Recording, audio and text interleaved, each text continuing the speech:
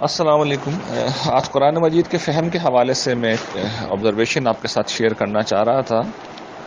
یہ بات معلوم ہے کہ سورہ فاتحہ سے قرآن مجید کا آغاز ہوتا ہے، اور سورہ فاتحہ اصلاً طلب ہدایت کی ایک دعا ہے جو انسانوں کو سکھائی گئی ہے کہ انہیں اپنے رب کے حضور پیش ہو کر کیا دعا مانگنی چاہیے۔ اس لیے سورہ فاتحہ ہم ہر نماز میں پڑھتے ہیں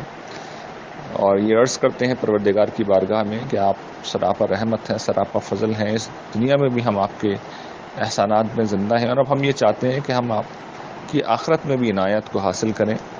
اور آپ کو کی جو انعام ہے اس کو حاصل کریں اور غضب سے بچیں، تو ہمیں سیدھے راستے کی ہدایت دیجیے۔ باقی قرآن اصل میں اسی دعا کا جواب ہے، اور جواب پھر سورہ بقرہ سے شروع ہوتا ہے، اور یہاں سے شروع ہوتا ہے کہ تم نے ہدایت مانگی تھی، اس کتاب کی شکل میں آ گئی ہے جو کتاب الہی ہے۔ اس کی کتاب الہی ہونے میں کوئی شک نہیں ہے، یہ ہدایت ہے ڈرنے والوں کے لیے۔ اور اس کے بعد پھر اللہ تعالیٰ ان صفات کا بیان شروع کرتے ہیں جو انہیں اپنے بندوں سے مطلوب ہیں۔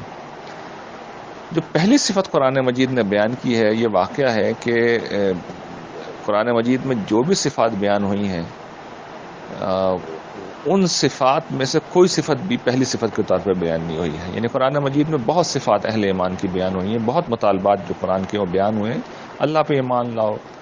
رسول پہ ایمان لاؤ، کتابوں پہ ایمان لاؤ، آخرت پہ ایمان لاؤ، نماز پڑھو، روزہ رکھو، زکوٰۃ دو، صبر کرو، احسان کرو، عدل کرو، والدین کے ساتھ حسن سلوک کرو، یتیموں مسکینوں کے اوپر احسان کرو، پڑوسیوں کے ساتھ حسن سلوک کرو۔ درجنوں مطالبات ہیں جو قرآن مجید نے کیے ہیں، لیکن یہاں پر جو چیز اللہ تعالیٰ نے بیان کی وہ بڑی منفرد ہے۔ وہ ارشاد فرماتے ہیں الذین یؤمنون بالغیب، یہ وہ لوگ ہیں جو غیب میں رہتے ہوئے ایمان لاتے ہیں۔ یعنی اس کو ہم ٹیکنیکلی اس طرح بیان کرتے ہیں کہ یہاں پہ جو بے ہے، جسے با ہم عربی میں کہتے ہیں، یہ ظرف کا ہے، اور یہاں پر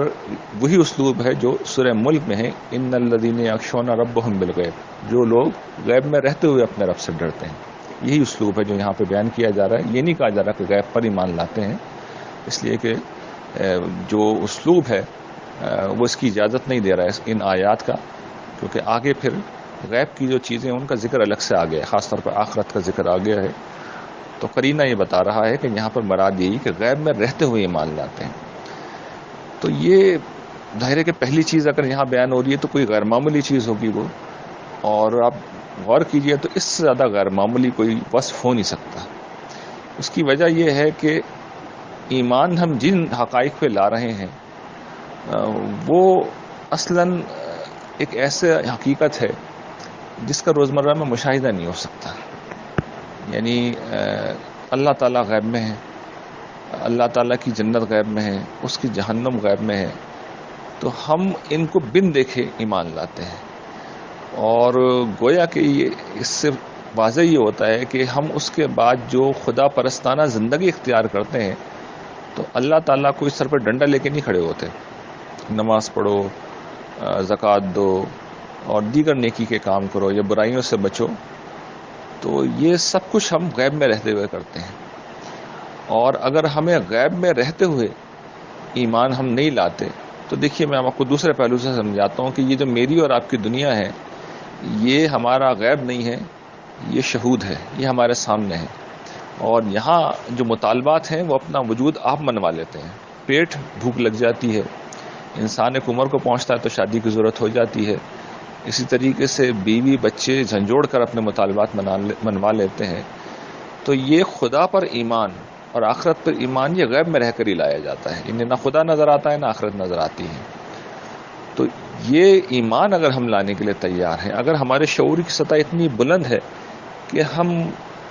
بن دیکھے خدا پر ایمان لا رہے ہیں، تو پھر گویا کہ ہم اس قابل ہوں گے کہ باقی تمام اوصاف کو ہم اختیار کر سکیں۔ تو اس پہلو سے